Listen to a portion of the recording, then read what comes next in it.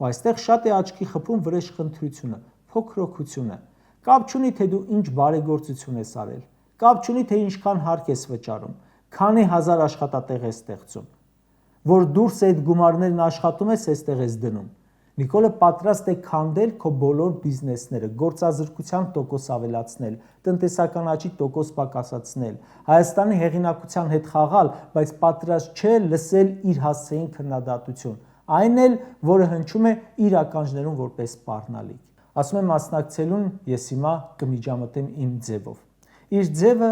ուժ ու հզորությունը չէ, վստահությունը չէ։ Այդ ամենը այլևս անվերադարձ կորսված են։ Իր ձևը իրեն լսող ու հնազանդվող կառույցների ներկայացուցիչներն են, որոնք իրենց վրա են վերցնում Փաշինյանի հանցանքների պատասխանատվությունը։ Ու երբ այդ հրաման կատարողները ասեն ստոպ, հերիք է, սա պետություն է, հորդ տնից չես բերել, հաշվեք, որ Նիկոլ այլևս չկա։ Նիկոլը, կրկնում եմ, այս ամենը անում է վախի պատճառով։ Հենց այս պատասխանատվության վախն է նրա մեջ մտել։ Ձեզանից յուրաքանչյուրը գիտի վաղը ինչ է անելու։ Նիկոլը չգիտի վաղը իր հետ ինչ է լինելու, ինքը ուր է լինելու։ Գիտի, որ շատ դժվար է լինելու իր մնալը, վերարտադրվելը։ Չկա այլևս այն վստահությունն ու աջակցությունը, անգամ մոլի իրեն սատարողների մոտ։ Դրա համար էլ այսպես ներվային է։